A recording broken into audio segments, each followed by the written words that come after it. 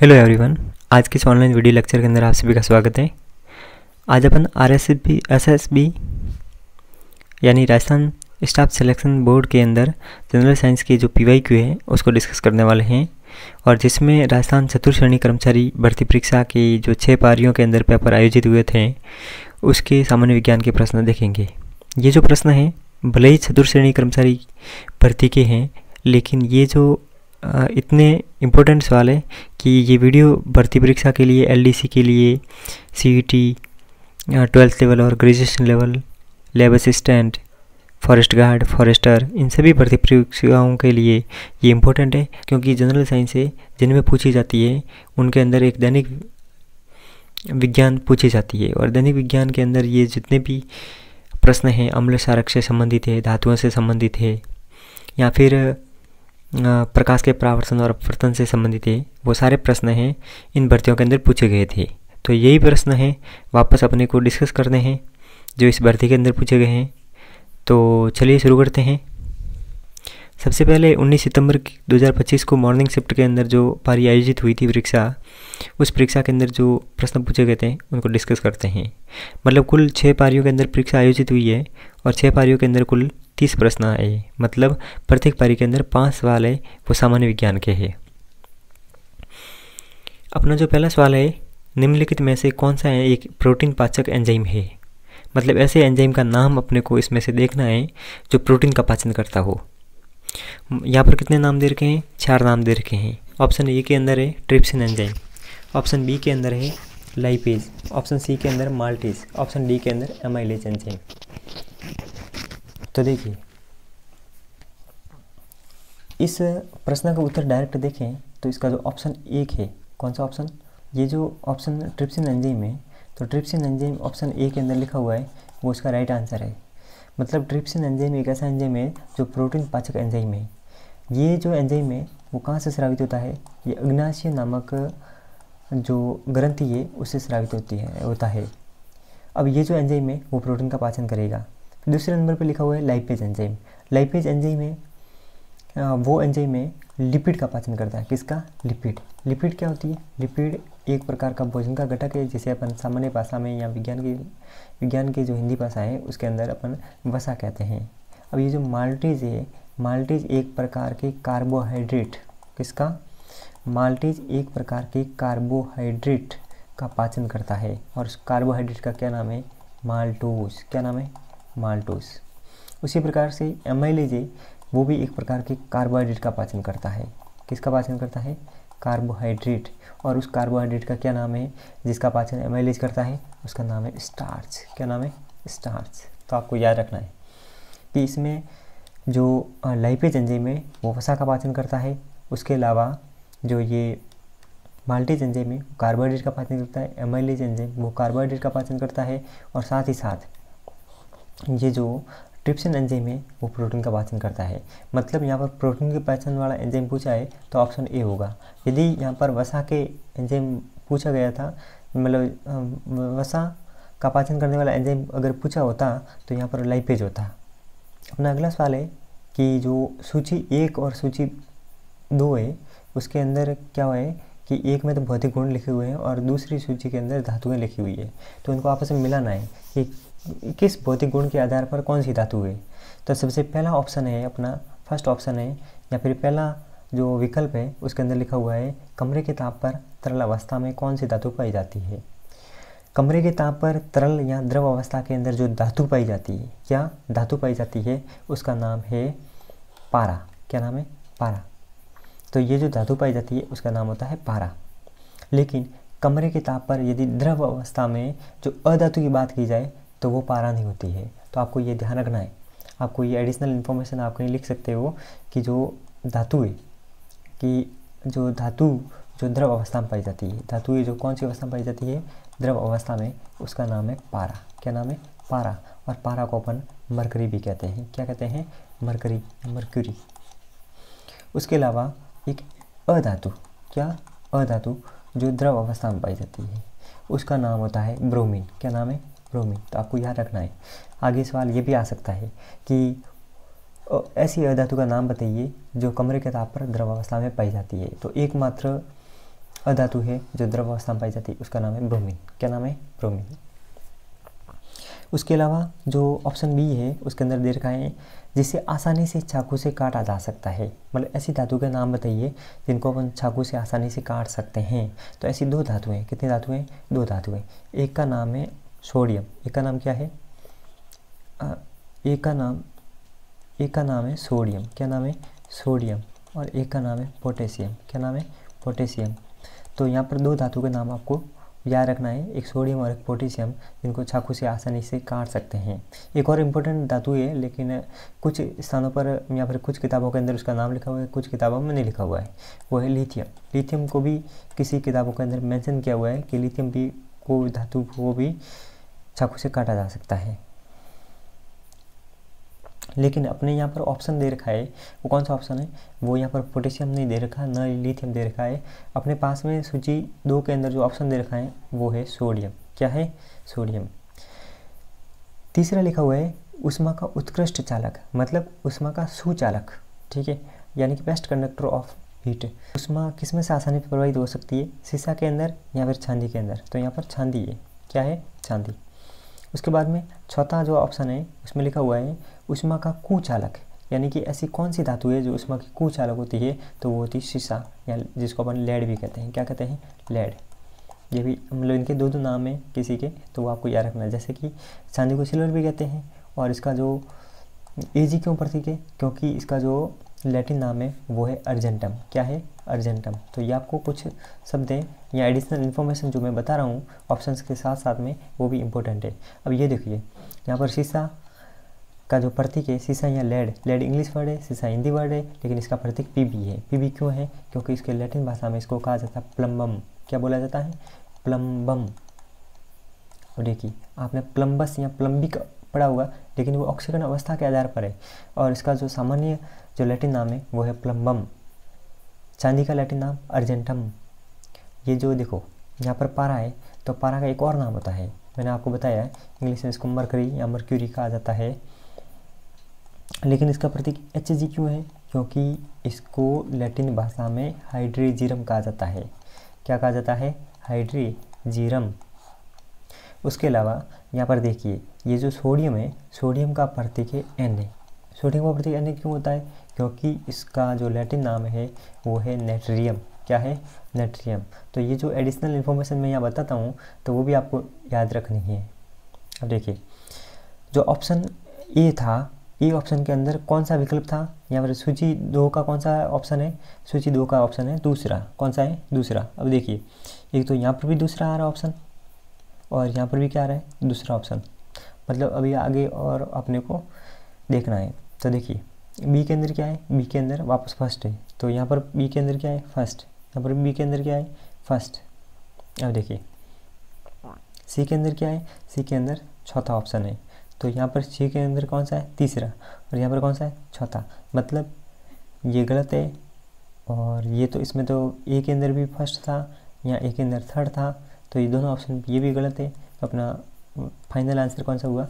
ये डी वाला। कौन सा हुआ? डी वाला। अगर आपको ये चैनल सही लगता है या आपके लिए हेल्पफुल लगता है तो आप इन चैनल को सब्सक्राइब कीजिए, और हमारी वीडियो जो भी वीडियो आता है या फिर जो भी मैं यहाँ वीडियो अपलोड करता हूँ तो वो उसका नोटिफिकेशन मिले, इसलिए आप बेल आइकन को भी प्रेस करें। और अगर आपके किसी प्रकार की कोई जनरल साइंस से रिगार्डिंग या फिर जो आगे अन्य सब्जेक्ट के सवाल लेके आऊँगा तो उससे संबंधित आपको किसी भी प्रकार की कोई क्वेरी रहती है तो आप कमेंट बॉक्स में ज़रूर लिखें। अपना अगला सवाल है कि वे पदार्थ जो नीले लिटमस पेपर को लाल कर देते हैं, कौन से लिटमस पेपर को नीले को लाल कर देते हैं, वो कौन सी प्रकृति के होते हैं? तो देखो अपने पास में ऑप्शन 4 लिखे हुए। कितने लिखे हुए हैं? 4 ऑप्शन है।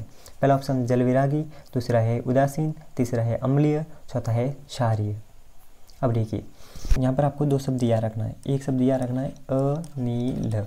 क्या शब्द याद रखना है? अनिल। और एक शब्द आपको याद रखना है शालिनी। अब देखिए अनिल के अंदर आपको कुल 3 अक्षर दिखाई देंगे। कितने लेटर है? 3। अ नी ल। शालिनी के अंदर भी कितने लेटर है? 3 लेटर है। कौन कौन से? शा, कौन सा?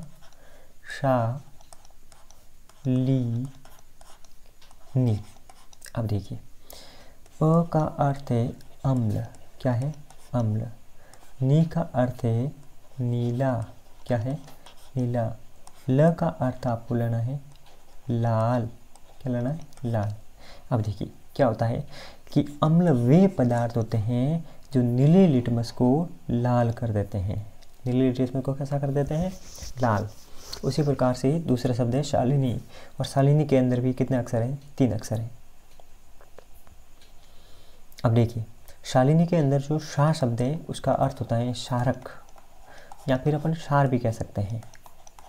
इसमें शारक और शार में थोड़ा अंतर होता है, लेकिन अभी के लिए आप सेम मान सकते हैं, शारक या शार। अब देखिए शारक होते हैं या शार होते हैं, वो लाल लिटमस को कैसा कर देते हैं? नीला कर देते हैं। कैसा कर देते हैं? नीला। यानी कि वे पदार्थ जो लाल लिटमस को नीला कर देते हैं उन्हें शारक कहा जाता है, और जो नीले लिटमस को लाल कर देते हैं वो अम्ल कहलाते हैं। तो अनिल और शालिनी से आप याद रख सकते हैं। मतलब इसमें बीच वाला जो पदार्थ है वो पहले होगा, और जो बाद वाला जो अक्षर है वैसा जो पदार्थ है वो बाद में बनेगा। मतलब नीले को लाल करेगा वो अम्ल होगा, और लाल को नीला करेगा वो क्षारक होगा। इस प्रश्न के अंदर लिखा हुआ है नीले को क्या करे? नीले को लाल कर देते हैं। मतलब नील, नील क्या शब्द बना? नील। नील मतलब अनिल, नील मतलब अनिल, और अ से अम्ल, वैसे क्या होता है? अम्ल। तो इस प्रश्न का कौन सा ऑप्शन सही है? Option C is the right answer. Next सवाल, निम्नलिखित में से कौन सी सूखी पत्तियों के निपटान की सबसे पर्यावरण अनुकूल विधि है? नीचे दिए गए विकल्पों में से आपको सबसे उपयुक्त उत्तर का चुनाव करना है। वैसे सारी विधियां के माध्यम से, या फिर सारी जो विधियां इसमें दे रखी है ऑप्शन के अंदर, उनके माध्यम से अपन सूखी पत्तियों का निपटान तो कर सकते हैं, लेकिन सबसे उपयुक्त विधि कौन सी है, जो अनुकूल विधि कौन सी है, जो पर्यावरण के लिए लाभदायक है? मतलब पर्यावरण अनुकूल विधि कौन सी है, इको फ्रेंडली मेथड आपको बताना है। तो देखिए यहाँ पर सबसे पहले देखो, जब खाद बनाते हैं तो खाद से एक प्रकार से क्या होता है कि जैसे खाद बना दी अपने पत्तियों की, तो फिर क्या होगा कि अपने को खेतों के अंदर खाद डाल सकते हैं, तो अपने को यूरिया जैसे रासायनिक पदार्थों को खरीदने की आवश्यकता कम होगी, और जब खरीदने की आवश्यकता कम हो जाएगी तो अपना जो पर्यावरण है वो सुरक्षित रहेगा। तो मतलब ये इसका उत्तर पहला जो ऑप्शन है वो ही सही होगा। अब देखिए, क्या पत्तियों को जलाना पर्यावरण अनुकूल विधि नहीं है? जी नहीं। क्यों? क्योंकि पत्तियों को जैसे अपन जलाएंगे तो अपने को कार्बन डाइऑक्साइड के रूप में एक पर्यावरण प्रदूषक गैस मिलेगी, तो वो पर्यावरण के लिए हानिकारक है, तो पर्यावरण अनुकूल नहीं है। फिर उसके अलावा प्लास्टिक की थैलियों में भरकर कचरे के डिब्बे में फेंकना। अब देखिए कचरे के डिब्बे में भले ही फेंकें, लेकिन साथ में देखो यहाँ पर शब्द लिखा प्लास्टिक की थैलियों में भरकर, तो वैसे पर्यावरण वाला आपने पाठ कभी पढ़ा होगा, तो उसमें लिखा हुआ होता है कि जो प्लास्टिक की चीज़ें हैं, मतलब जैव निम्नीकरण ये पदार्थ और जैव अनिम्नीकरणीय पदार्थ, तो प्लास्टिक की चीज़ें वो जैव अनिम्नीकरणीय पदार्थ में आती है, और जो कचरा होता है या फिर पत्तियाँ होती है, तो पत्तियों को अपन जैव निम्नीकरणीय मतलब आसानी से वो अपघटित हो सकती है। प्लास्टिक काफ़ी समय तक भी, काफ़ी सालों तक भी अपघटित नहीं होता है। तो मतलब ये दोनों अलग अलग प्रकार के पदार्थ है और दोनों को अलग अलग डिब्बों में डालना है। लेकिन यहाँ पर क्या लिखा हुआ है कि प्लास्टिक की थैलियों में भरकर ही उसको कचरे के डिब्बे में फेंकना है। तो मतलब ये एक प्रकार से उपयुक्त विधि नहीं है। क्यों? क्योंकि जैव निम्नीकरणीय पदार्थ और जैव अनिम्नीकरणीय पदार्थ दोनों एक ही डिब्बे में जाएंगे। फिर अगला है नदी में फेंकना। जब नदी के अंदर किसी पदार्थ को फेंकेंगे तो वो हमारे लिए सही नहीं है। क्यों? क्योंकि नदी के अंदर भी अपशिष्ट पदार्थ एक जगह पर इकट्ठा होगा और लंबे समय तक वो अपशिष्ट पदार्थ एक जगह पर मान लीजिए अधिक हो गया अपशिष्ट पदार्थ, तो फिर वो विभिन्न प्रकार के जलीय जीवों के लिए या फिर एक प्रकार से नदी की तलहटी के लिए ये भी सही नहीं है। तो इसका ऑप्शन कौन सा होगा? इसका option A is the right answer. अगला सवाल है 5वां सवाल, वह गुण जो F1 पीढ़ी में स्वयं को प्रकट करता है वह होता है। तो देखिए इसका राइट आंसर है वो है ए ऑप्शन। कौन सा ऑप्शन? ऑप्शन ए, प्रभावी गुण। मतलब देखिए, मैं आपको एक उदाहरण के तौर पर बताता हूँ कि मेंडल ने ये जो गुण हैं या फिर उन्होंने प्रभाविता का नियम दिया है आनुवंशिकता के अंतर्गत, तो उन्होंने मतलब मटर के पौधे पर काफ़ी सारे एक्सपेरिमेंट किए थे और एक्सपेरिमेंट के दौरान जो उनको निष्कर्ष प्राप्त हुआ, जो उनको एक प्रकार से कंक्लूजन प्राप्त हुआ, उसके आधार पर उन्होंने नियम दिए। और नियम दिए तो फिर पहला नियम ही प्रभाविता का नियम है। प्रभाविता का नियम ये कहता है कि किसी भी जनक पीढ़ी के से जो लक्षण प्रथम पीढ़ी के अंदर प्रकट हो जाते हैं उसे तो प्रभावी लक्षण कहा जाता है। कौन सा लक्षण? प्रभावी। और जो प्रथम पीढ़ी के अंदर छुप जाते हैं, F1 पीढ़ी मतलब प्रथम पीढ़ी के अंदर जो लक्षण छिप जाते हैं, जो एक प्रकार से प्रकट नहीं होते हैं, उन्हें अप्रभावी लक्षण कहा जाता है। क्या कहा जाता है? अप्रभावी लक्षण। अब देखिए क्या होता है कि एक पौधा लिया लंबा, कैसा पौधा लिया? लंबा। एक पौधा लिया बौना, दोनों के बीच में संकरण करवाया, मतलब दोनों के बीच में जनन करवाया, मतलब दोनों पौधों के पुष्पों के बीच में संकरण करवा के जनन कराया। तो जो इनका जो बीज बनता है और बीज को वापस अपन बोते हैं, मतलब लंबे पौधे के पुष्प और बौने पौधे के पुष्प के जो स्त्रीकोशर और जो पुंकेसर है, उनके मिलान से जो बीज बनेगा, उस बीज से भी वापस अपन पौधा उगाएंगे। तो फिर जो पौधा उगेगा तो उसकी लंबाई अधिक होगी या फिर कम होगी, मतलब वो जो पौधा है लंबा होगा या फिर बौना होगा। तो फिर मेंडल साहब ने काफ़ी सारे एक्सपेरिमेंट किए और उस एक्सपेरिमेंट के दौरान उनको ये पता लगा कि जो ये लंबा पौधा और बौना पौधा के बीच में संकरण करवाया, तो यहाँ पर जो संतति प्राप्त होती है, प्रथम पीढ़ी के अंदर जो संतति प्राप्त होती है, वो प्रथम पीढ़ी के अंदर जो उसका जो लक्षण है, उसमें सारे पौधे वो लंबे प्रकट होते हैं। कैसे पौधे होते हैं? लंबे पौधे प्रकट होते हैं। तो इसका अर्थ क्या है? इसका अर्थ ये है कि वे लक्षण जो प्रथम पीढ़ी के अंदर प्रकट होते हैं, जैसे ये लंबा पौधा बना तो लंबाई का जो लक्षण है, जैसे लंबा पौधा है या फिर लंबाई के दो लक्षण हैं, दो विपर्यासी लक्षण हैं, एक तो है लंबा और एक है बौना। तो जो लंबाई का लंबा लक्षण है वो एक प्रकार से प्रभावी लक्षण है। कैसा लक्षण है? प्रभावी। क्यों? क्योंकि ये प्रथम पीढ़ी के अंदर प्रकट हो गया। अगर ये प्रकट नहीं होता तो ये अप्रभावी होता। अब बौना है वो प्रकट नहीं हो पाया, और जो प्रकट नहीं हो पाया तो वो कैसा लक्षण है? वो अप्रभावी लक्षण है। कैसा है? अप्रभावी या फिर रिसेसिव कैरेक्टर है। और ये कैसा है? ये डोमिनेंट कैरेक्टर है।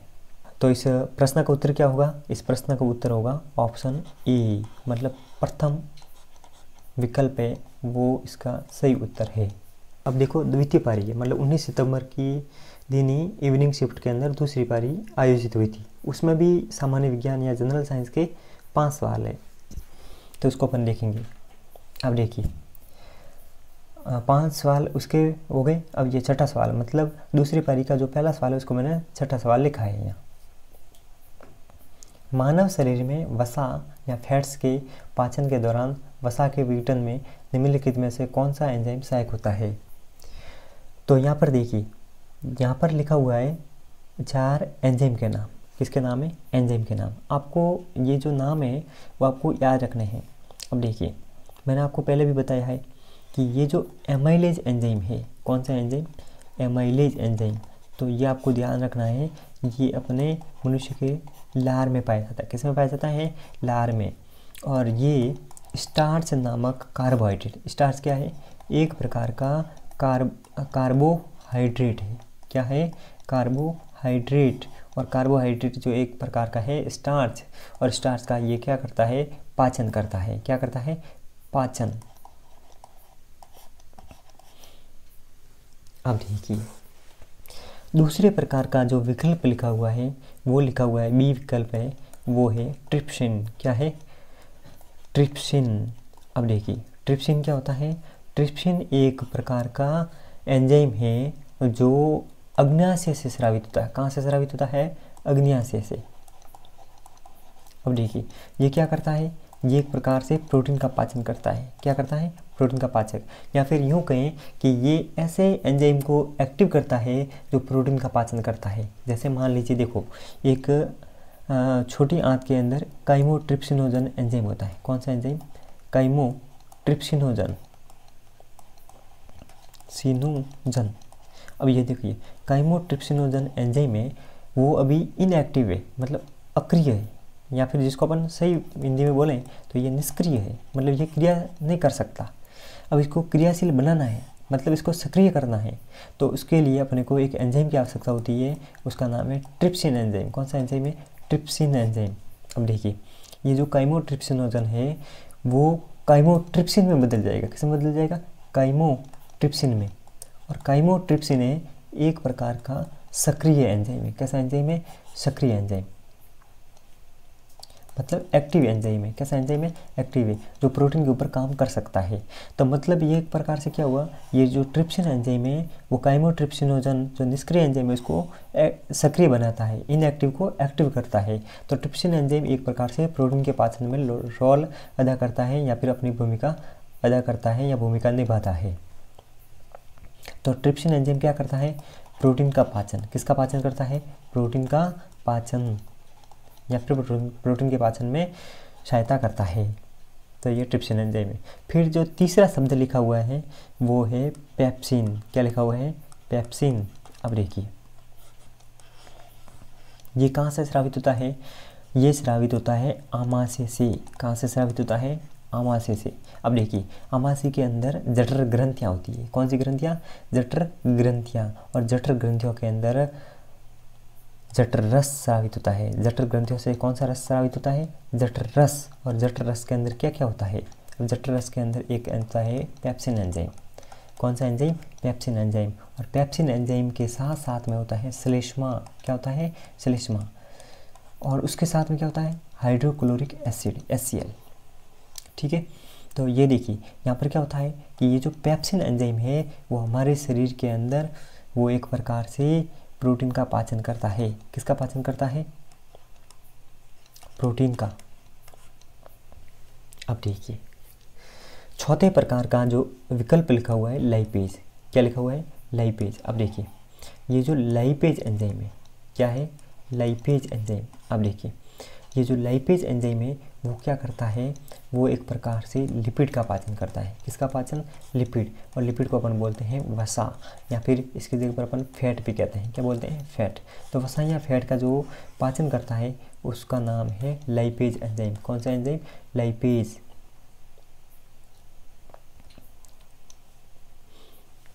तो यहाँ पर क्या पूछा गया है? यहाँ पर पूछा गया है वसा या फैट्स के पाचन के दौरान वसा के विघटन में निम्नलिखित में से कौन सा एंजाइम सहायक होता है? तो इसका ऑप्शन कौन सा होगा? अब तो आप भी उत्तर बता सकते हैं कि इसका जो ऑप्शन डी है, कौन? एक मिनट, इसका जो ऑप्शन डी है लाइपेज। कौन सा ऑप्शन? लाइपेज। वो एक प्रकार से वसा के पाचन में सहायता करता है, या फिर वसा के पाचन में सहायक होता है। अगला सवाल है, यदि किसी जीन विशेष के दो एलील समान है, जीन विशेष के दो एलील समान है तो उस जीन युग्म को क्या कहा जाता है? अब देखिए, जैसे मटर के पौधे में लंबा गुण है और एक बौना गुण है, तो जो गुण इसमें से प्रभावी है उसको बड़े अक्षर से लिखते हैं, और जो गुण अप्रभावी है उसको छोटे अक्षरों से लिखा जाता है। अब देखिए, यहाँ पर Grigor John Mendel, G.J. Mendel है, उन्होंने क्या किया कि पहले तो इन लक्षणों को देखा, ये कौन सा प्रभावी लक्षण है, कौन सा अप्रभावी लक्षण है। तो उनको लगा कि जो लंबाई का लंबा लक्षण है वो प्रभावी है, और लंबाई का पौना लक्षण है वो अप्रभावी। ये दोनों विपरीयासी लक्षण है, मतलब एक दूसरे के उल्टे लक्षण है।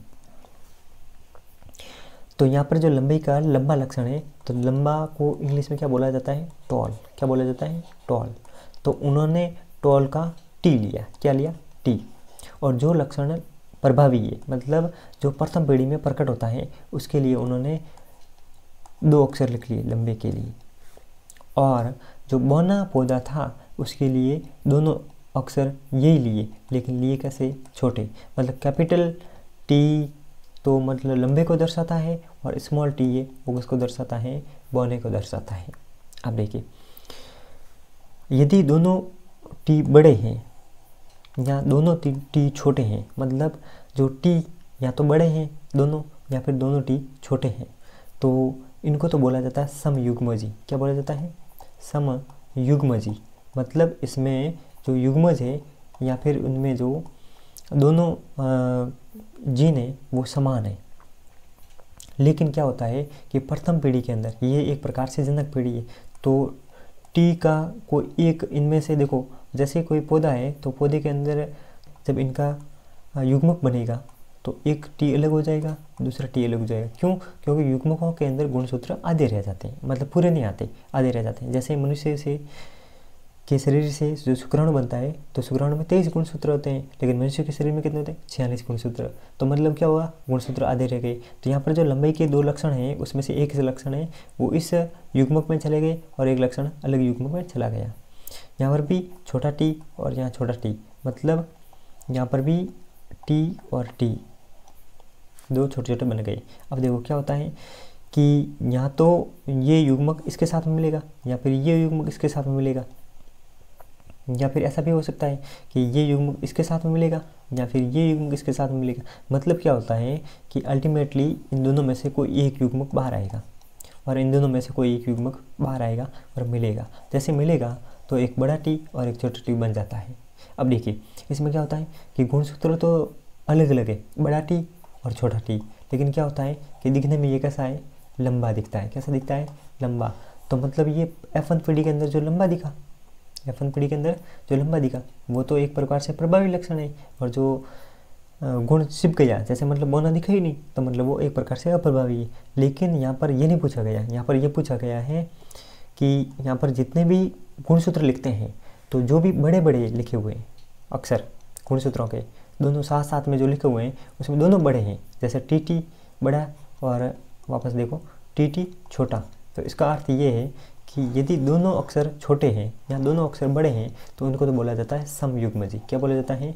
समयुग्मजी।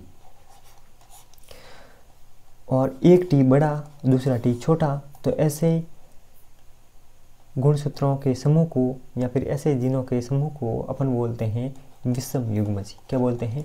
विषम युग्मजी। तो जब दो एलील समान है, दोनों टी बड़े हैं या फिर दोनों टी छोटे हैं, तो उन्हें बोलेंगे समयुग्मजी। क्या बोलेंगे? समयुग्मजी। और यदि यहाँ पर ऐसा आया कि दोनों एलील अलग अलग है, एक बड़ा तो दूसरा छोटा, तो उन्हें अपन क्या बोलते हैं? उनको बोलते विषम युग्मजी। लेकिन अभी तो यहाँ पर समान लिखा है, तो समान लिखा तो इसलिए अपने को ध्यान रखना है, यहाँ पर जैसे समान लिखा तो समयुग्मजी, समान लिखा तो समयुग्मजी, असमान या विषम लिखा तो विषम युग्मजी। ठीक है, तो इस प्रश्न का उत्तर कौन सा है? Option A. कौन सा ऑप्शन? Option A option.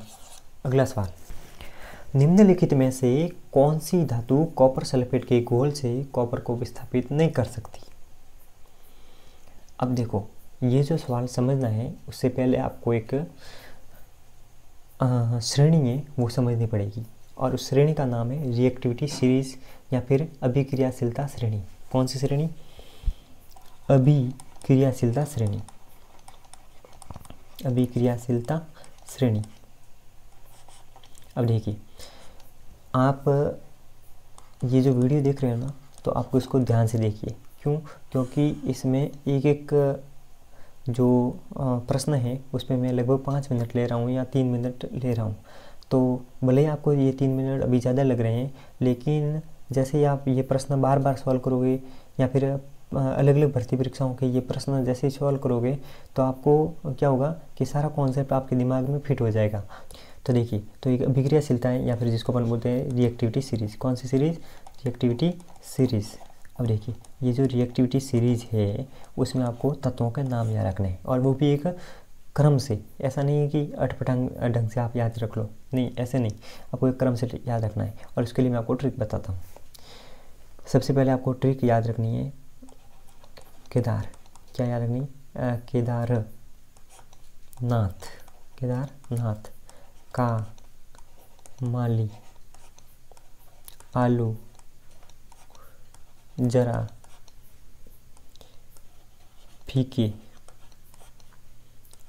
पकाता है कौन है जी आगे लास्ट में आओ। तो मतलब ये एक प्रकार से ट्रिक है। केदार का अर्थ होता है कि, क्या होता है कि, नाथ का अर्थ होता है Na। फिर का लिखा है, इसका मतलब Ca।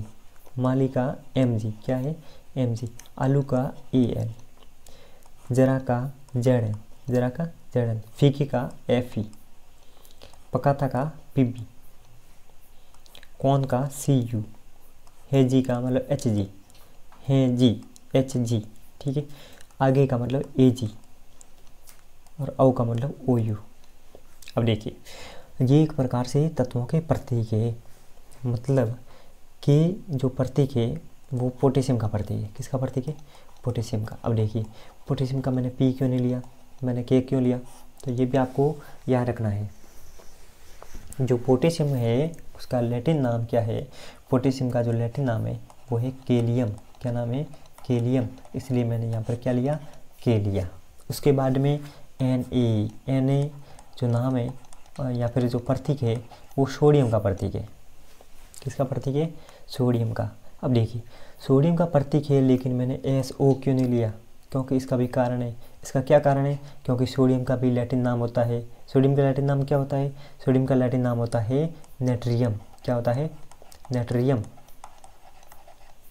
अब देखिए, अब जैसे ही यहाँ पर आपको समय ज़्यादा लगेगा, लेकिन सवाल परीक्षा के अंदर ऐसे भी आ सकता है कि पोटेशियम का लैटिन नाम बताइए, तो आप बता सकते हो ना, केलियम। सोडियम का लैटिन नाम बताइए, नेट्रियम। तो ये आप के लिए एडिशनल इन्फॉर्मेशन है, और ये जो सवाल है कहीं से भी बन सकते हैं। ये जो धातु वाला पार्ट है इंपॉर्टेंट है, अम्ल क्षारक वाला पार्ट इंपॉर्टेंट है, उसके अलावा कार्बन वाला पार्ट इंपॉर्टेंट है, और उसके अलावा जो प्रकाश का परावर्तन अपवर्तन फिजिक्स के चैप्टर हैं वो भी इम्पोर्टेंट है, और मानव शरीर से संबंधित जो चैप्टर है बायोलॉजी की वो भी इम्पोर्टेंट है। तो ऐसे जो चैप्टर हैं उनके लिए मैं, यदि आप इस चैनल को थोड़ा सपोर्ट करते हो तो आपके लिए पर्सनली सारी क्लासेस आपको यहाँ पर ली जाएगी। शुरुआत में वीडियो अपलोड करूँगा और फिर धीरे धीरे जैसे ही सब्सक्राइबर बढ़ेंगे तो फिर मैं लाइव क्लासेस भी लूँगा। तो देखिए, Ca है तो Ca का अर्थ है कैल्शियम। क्या है? कैल्शियम। उसके बाद में Mg, Mg का अर्थ है मैग्नीशियम। क्या है? मैग्नीशियम। उसके बाद में अगला Al लिखा हुआ है। क्या लिखा हुआ है? Al। Al का अर्थ होता है एल्यूमिनियम। क्या है? एल्यूमिनियम। उसके बाद में ये आगे लिख लेता हूँ, Zn का अर्थ होता है जिंक। क्या है? जिंक। Fe का अर्थ होता है आयरन। क्या है?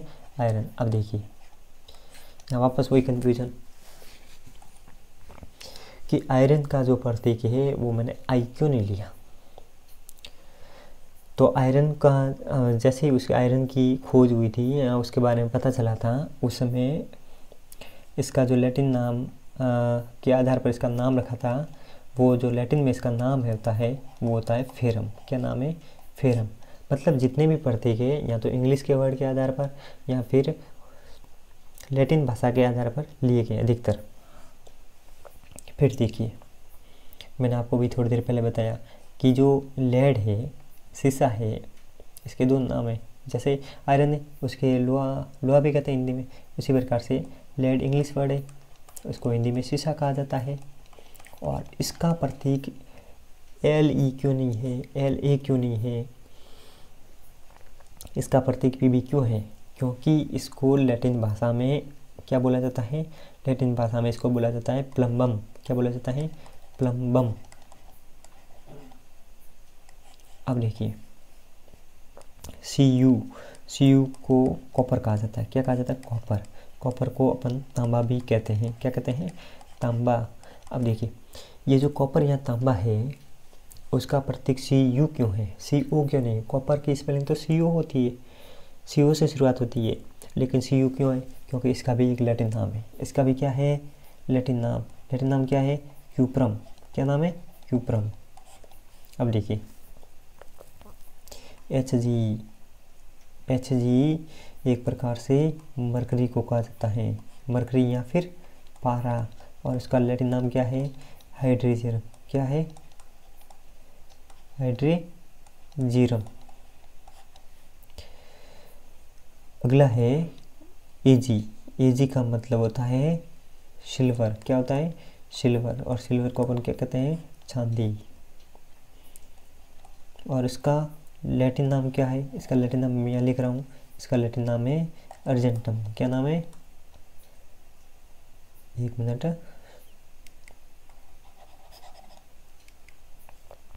इसका लैटिन नाम है अर्जेंटम। क्या है? अर्जेंटम।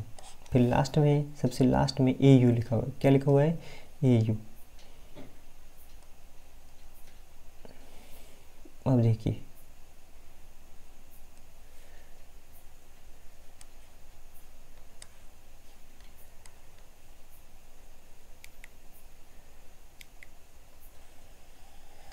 AU का अर्थ होता है गोल्ड या सोना, गोल्ड या सोना। लेकिन इसका प्रतीक भी AU है, तो क्योंकि इसका लैटिन नाम क्या है? ऑरम है। क्या है? ऑरम। अब देखिए, ये एक प्रकार से रिएक्टिविटी सीरीज है। रिएक्टिविटी सीरीज या अभिक्रियाशीलता श्रेणी, मतलब जो अधिक अभिक्रियाशील है उसका नाम ऊपर है, और जो जिससे जैसे जैसे ये अभिक्रियाशीलता श्रेणी के अंदर जैसे जैसे अपन नीचे जाते हैं वैसे वैसे अभिक्रियाशीलता घटती जाती है। लेकिन यहाँ पर अपना सवाल क्या है? सवाल ये है कि कौन सी धातु कॉपर सल्फेट के घोल से कॉपर को विस्थापित नहीं कर सकती। अब देखिए, कॉपर सल्फेट का घोल है, कॉपर सल्फेट का सूत्र होता है CuSO4। अब ये जो CuSO4 का एक्वस सॉल्यूशन है, कॉपर सल्फेट का जो घोल है, अब यहाँ पर आपको ध्यान देना है यहाँ पर कॉपर सल्फेट का जो घोल है उसके अंदर क्या होता है कि उसके अंदर कौन सी धातु है जो कॉपर सल्फेट के विलयन को के अंदर से कॉपर को हटा नहीं सकती। अब देखिए, यहाँ पर क्या होता है कि वह धातु नहीं हटाएगी जो कॉपर से नीचे है, कॉपर से नीचे है वो कॉपर को नहीं हटा सकती। अब देखो, कॉपर के नीचे कौन है? एक तो Hg है, एक Ag है और एक AU है। तो इन तीनों में से कोई भी होगा तो इसका राइट आंसर होगा। अब देखिए, क्या इसमें Ag है? देखो, Zn का जस्ता का प्रतीक होता है Zn, Ag प्रतीक है चांदी का। अभी मैंने लिखा ना, Ag प्रतीक किसका है? चांदी का। तो एक मिनट, Ag प्रतीक किसका है? चांदी का। लोहे का Fe और एल्यूमिनियम का Al। अब देखो, यहाँ पर अपने पास में कौन सा है कि जो कॉपर से नीचे होगा वो कम क्रियाशील है, और जो कम क्रियाशील है वो अधिक क्रियाशील धातु को नहीं हटा सकता। हमेशा ऊपर वाला नीचे वाले को हटा सकता है, नीचे वाला ऊपर वाले को नहीं हटा सकता। तो यहाँ पर पूछा है कि कौन नहीं हटा सकता, तो देखो यहाँ पर सबसे नीचे लिखा हुआ है हाइड्रोजीरम मतलब Hg, उसके नीचे Ag, Ag के नीचे AU। तो Hg, Ag, AU ये तीन नहीं हटा सकते, बाकी से भी हटा सकते हैं कॉपर को। कॉपर सल्फेट के विलयन से कॉपर को हटा सकते हैं। ये एक प्रकार की विस्थापन अभिक्रिया है। कौन सी अभिक्रिया है? विस्थापन अभिक्रिया या डिस्प्लेसमेंट रिएक्शन है। लेकिन इसका अभी उत्तर कौन सा होगा? इसका उत्तर होगा Ag। क्यों? क्योंकि ये कॉपर से कैसी होती है? नीचे होती है। तो इसका जो ऑप्शन C है वो सही उत्तर है। अपना अगला सवाल है, वो एक अवतल दर्पण से वास्तविक उल्टा तथा समान आकार का प्रतिबिंब तब प्राप्त होता है यदि वस्तु स्थित होती है। आप देखिए, आपको सीधा सा यहाँ पर याद रखना है, आपको ज़्यादा झंझट नहीं करनी है कि जब समान आकार का प्रतिबिंब कब बनता है? जब वस्तु, जैसे मान लीजिए ये एक प्रकार से अवतल दर्पण है। कैसा दर्पण है? अवतल दर्पण। अवतल दर्पण कौन सा दर्पण होगा? अवतल दर्पण वह दर्पण होता है। अवतल दर्पण को इंग्लिश में क्या बोलते हैं वो भी आपको ध्यान रखना। अवतल दर्पण इसको बोला जाता है कॉनकेव मिरर। Concave mirror. अब देखो, कॉनकेव शब्द के अंदर केव आ रहा है। क्या आ रहा है? केव।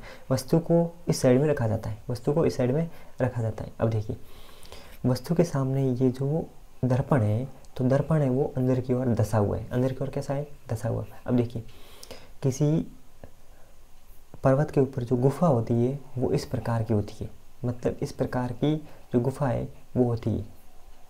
आपको दिख रही है ना इस प्रकार की गुफा? आपने कभी देखी है?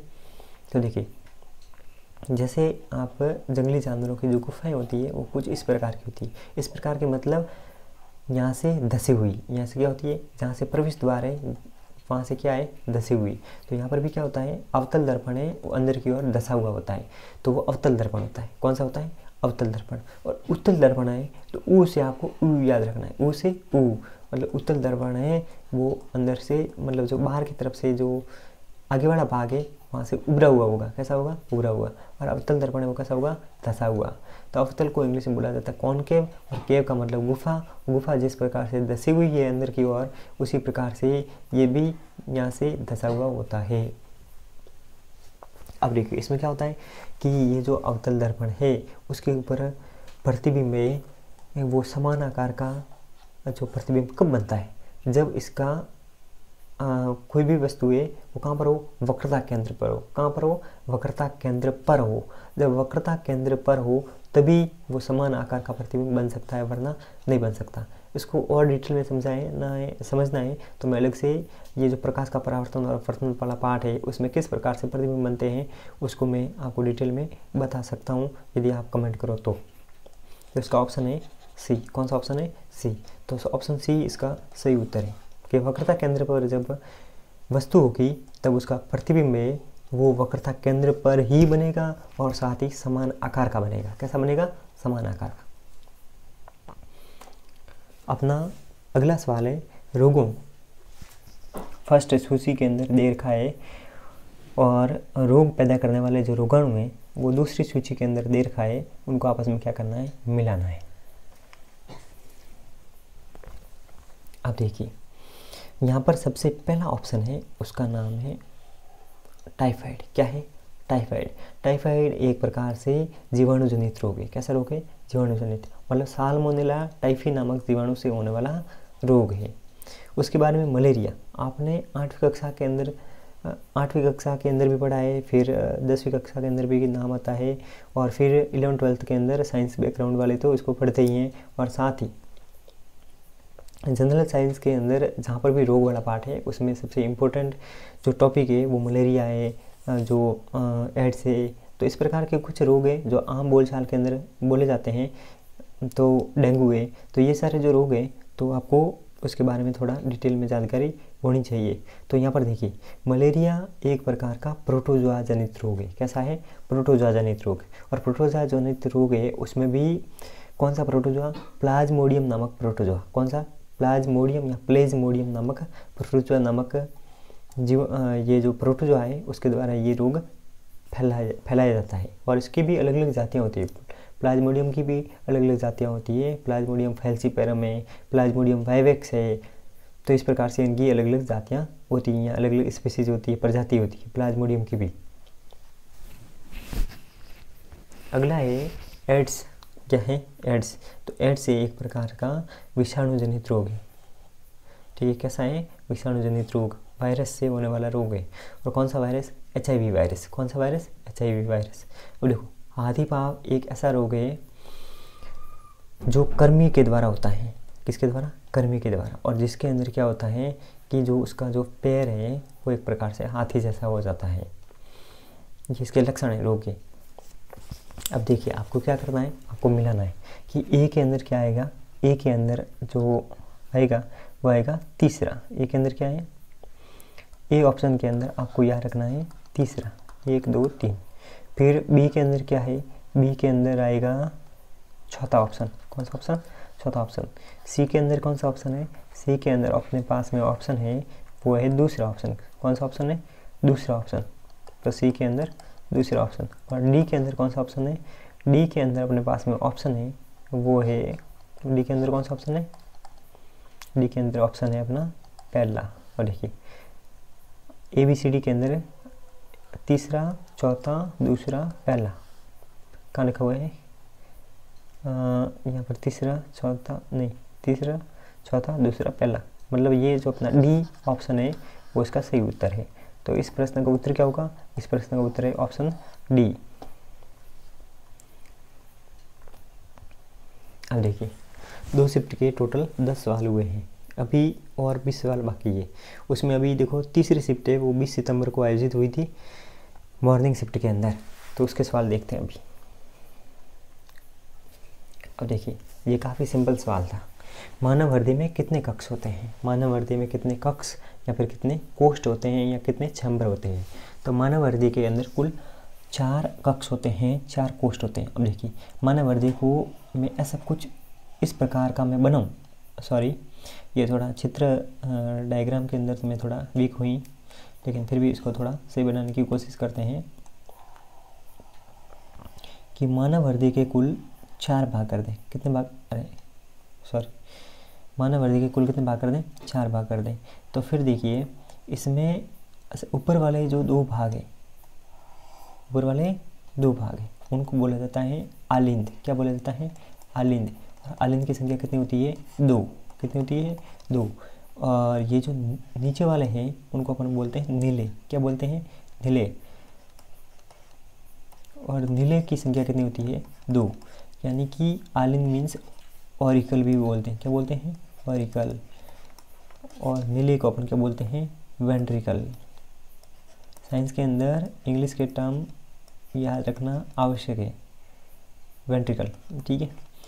अब देखिए 2 तो है आलिंद और 2 है नीले। कितने हुए कक्ष, कुल 4 कक्ष हुए। कितने कक्ष हुए, 4 कक्ष। तो मानव हृदय में कुल कितने कक्ष होते हैं, 4 कक्ष। अगला सवाल है मलेरिया रोग किसके द्वारा होता है। अब आप बता सकते हो, अभी मैंने 10वें सवाल के अंदर डिस्कस किया। इसका जो उत्तर है वो प्लेज्मोडियम नामक protozoa, option B. Option B is the right answer. अब ज़्यादा टाइम वेस्ट नहीं कर दिए। अगला सवाल है सूची 1 के अंदर आपको रासायनिक सूत्र दे रखे हैं और सूची 2 के अंदर उसका यौगिक का नाम दे रखा है, मतलब सामान्य नाम। सामान्य नाम दे रखा है और रासायनिक सूत्र दे रखा है, उसको आपस में मिलान करना है। क्या करना है, मिलान। अब देखिए ये जो है Na2CO3.10H2O, इसका जो रासायनिक नाम होता है वो होता है sodium carbonate decahydrate. Sodium carbonate decahydrate, मतलब ये जो 10 जल के अणु हैं जिसको अपन बोलते हैं डेकाहाइड्रेट। डेका का मतलब होता है 10, डेका का अर्थ क्या होता है, 10।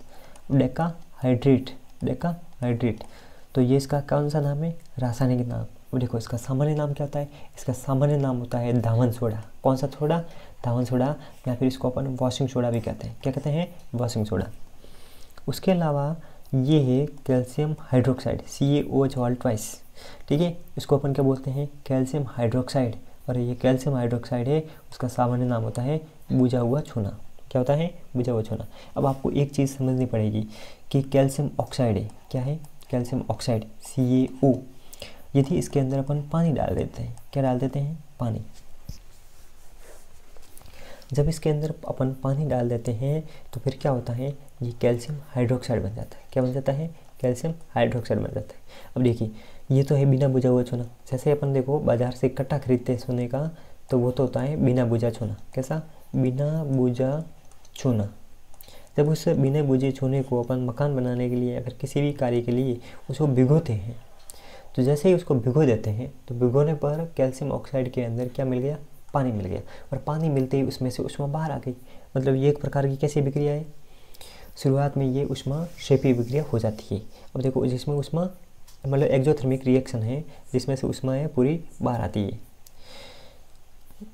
तो देखिए तो ऊष्मा जैसे बाहर आई तो ये चूना है वो बुझ गया। क्या हो गया, बुझ गया। और जैसे ये चूना बुझा तो फिर इसको अपन क्या बोलते हैं, जैसे ये चूना बुझा तो इसके अपन देखो अपन क्या बोलेंगे, ये जो चूना है वो बुझा हो गया, मतलब बुझ गया। क्या हो गया, बुझ गया। तो इसे बोलेंगे बुझा हुआ चूना। कैसा चूना, बुझा हुआ चूना। जब इसमें पानी नहीं डाला तो बिना बुझा था। कैसा था, बिना बुझा। जैसे पानी डाला ये बुझ गया। नाम याद रखना है, इसके सूत्र भी याद रखना है। CaO कैल्शियम ऑक्साइड है। आप ऊपर एक बार और लिख सकते हो यहाँ पर CaO, ये है कैल्शियम ऑक्साइड। क्या है, कैल्शियम ऑक्साइड। इसका रासायनिक नाम है कैल्शियम ऑक्साइड। और कैल्शियम ऑक्साइड को बोलेंगे बिना बुझा चूना, बिना बुझा चूना। फिर दूसरे में लिखा हुआ है कैल्शियम हाइड्रोक्साइड CaOH2, जिसको बोलेंगे कैल्शियम हाइड्रोक्साइड। क्या बोलते हैं, कैल्शियम हाइड्रोक्साइड। क्या बोलते हैं, कैल्शियम हाइड्रोक्साइड। और उसको बोला जाता है बुझा हुआ चूना। क्यों, क्योंकि इसके अंदर पानी मिल गया और पानी मिलने से ये बुझ गया। बुझा हुआ चूना, बुझा हुआ चूना। अब देखिए उसके बाद में क्या है, NaHCO3। अब ये जो NaHCO3 है, कौन सा है, NaHCO3 है। ये एक प्रकार का सोडा है जिसे अपन बोलते हैं खाने का सोडा। कौन सा सोडा? खाने का सोडा, बेकिंग सोडा। क्या बोलते हैं? Baking soda. अगला है कैल्शियम सल्फेट का हेमीहाइड्रेट। कैसा हाइड्रेट? कैल्शियम सल्फेट हेमीहाइड्रेट, और इसको अपन बोलते हैं सामान्य भाषा में प्लास्टर ऑफ पेरिस। तो इसको मिलाना है आपको। इसमें जो ऑप्शन है, ए ऑप्शन के अंदर कौन सा ऑप्शन है सूची 2 का? उसके अंदर ए ऑप्शन के अंदर है ऑप्शन 3। ऑप्शन 3। तो ए के अंदर ऑप्शन 3 कहाँ है? ए के ऑप्शन है। ठीक है, तो अपना जो राइट आंसर है या राइट ऑप्शन है, फाइनल जो राइट आंसर है वो है ऑप्शन डी। Option D. तो ये एक से ही आपको पता चल गया। मतलब मान लीजिए आपको ये सोडियम कार्बोनेट का डेकाहाइड्रेट आपको याद होता है कि इसको वॉशिंग सोडा कहते हैं, तो आपका ये मतलब एक से ही पूरा उत्तर सही हो जाता। तो यहाँ पर देखिए ए में क्या है? 3 है। बी में क्या है? 4 है, जो भी अपने आप बोला बुझा हुआ चुना। फिर सी में क्या है? First baking soda. और डी के अंदर क्या है? दूसरा, मतलब प्लास्टर ऑफ पेरिस। अब अपना अगला सवाल है, किसी विशिष्ट रिएक्टर या भट्टी में उच्च तापमान पर अपशिष्ट को जलाने की प्रक्रिया को क्या कहते हैं? यदि आप किसी भट्टी के अंदर उच्च तापमान पर कोई अपशिष्ट पदार्थों को पूरी तरह से नष्ट कर देते हो तो उसको अपन बोलते हैं भस्मीकरण। क्या बोलते हैं? भस्मीकरण। तो इसका ऑप्शन ए वो राइट आंसर है। कौन सा ऑप्शन? Option A. इसका कौन सा आंसर है? Right answer. ठीक है, अपना अगला सवाल है 15 सवाल। जब वस्तु को वक्रता केंद्र से परे रखा जाता है तो अवतल दर्पण द्वारा बनने वाले प्रतिबिंब का आकार कैसा होता है? अब देखिए, पहले जो अपन ने प्रश्न डिस्कस किया था उसमें क्या लिखा हुआ था कि जब कोई भी वस्तु वक्रता केंद्र पर होती है, जैसे मान लीजिए ये दर्पण है, ये क्या है? दर्पण। और दर्पण का मान लीजिए ये बिंदु है सी। कौन सा बिंदु है? सी। मान लीजिए बिंदु सी ये जिसको अपन बोलते हैं वक्रता केंद्र। अगर इस बिंदु पर ये कोई वस्तु रखी हुई है और ये जो वस्तु है 10 सेंटीमीटर हाइट की, कितने हाइट की? 10 सेंटीमीटर हाइट की वस्तु है। जब 10 सेंटीमीटर हाइट की वस्तु है तो प्रतिबिंब भी यहीं पर बनेगा, मतलब सी पर ही बनेगा। और कितने हाइट का बनेगा? 10 सेंटीमीटर हाइट का बनेगा। कितने हाइट का? 10 सेंटीमीटर हाइट का बनेगा। कितने हाइट का? 10 सेंटीमीटर हाइट का बनेगा। यदि ये वस्तु 20 सेंटीमीटर की है तो उसका प्रतिबिंब 20 सेंटीमीटर हाइट का बनेगा। अब देखिए, जब सी पर कोई वस्तु होती है तो प्रतिबिंब भी सी पर ही बनता है। साथ ही उस वस्तु की ऊंचाई उतनी ही होती है जितनी प्रतिबिंब की होती है। मतलब वस्तु के आकार का ही प्रतिबिंब बनता है, वस्तु के समान आकार का प्रतिबिंब बनता है। कब? जब वस्तु सी पर होती है। कहाँ होती है? सी पर होती है। अब देखिए, जब कोई वस्तु सी से परे होती है, मतलब इस दिशा में होती है, तो प्रतिबिंब कैसा बनेगा? जब इस दिशा में होती है मतलब वस्तु से दूर जाएगी कोई, मतलब प्रतिबिंब को अपन वस्तु को सी से दूर लेके जाएंगे तो प्रतिबिंब कैसा बनेगा? प्रतिबिंब बनेगा छोटा। कैसा बनेगा? छोटा। क्यों? क्योंकि दूर पड़ता है, और दूर पड़ेगा तो फिर उसका आकार छोटा हो जाएगा। तो जैसे अपन वस्तु को इस दिशा में लेके जाएंगे, सी से परे लेके जाएंगे, परे का मतलब दूर। ठीक है, यहाँ पर लिखा हुआ है सी से परे, यहाँ पर लिखा हुआ ना beyond the centre of curvature, मतलब बियॉन्ड मतलब पीछे की तरफ, परे। यहाँ पर ऐसे लेके जाएंगे तो फिर क्या होगा? प्रतिबिंब कैसा बनेगा? छोटा बनेगा। कैसा बनेगा? छोटा।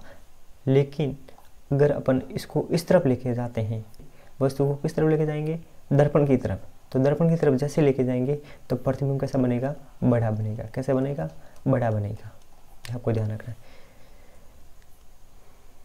तो यहाँ पर क्या है? यहाँ पर प्रतिबिंब में वो सी से परे लेके जाएंगे तो कैसा बनेगा? छोटा बनेगा। कैसे बनेगा? छोटा। तो यहाँ पर क्या लिखा हुआ है? वस्तु से छोटा, मतलब option A is the right answer. ठीक है, तो अब देखिए 15 सवाल हुए हैं, 3 पारी हो गए। कितने पारी हो गए? 3 पारी हो गए, 15 सवाल। अब 3 पारियाँ और रही है, मतलब 15 सवाल और रहे। यदि आप चाहें तो मैं इसका दूसरा भाग बनाऊंगा। क्यों? क्योंकि ये वीडियो काफ़ी लंबा हो गया है। यदि आपको ये सारे सवाल अच्छे लगे हैं तो आप हमारे चैनल को सब्सक्राइब करें और साथ में बेल आइकन को भी प्रेस करें, ताकि जैसे ही आगे कोई वीडियो आता है तो उसका नोटिफिकेशन आपको जल्दी से जल्दी प्राप्त हो, और साथ ही आप वीडियो को मिस ना करें।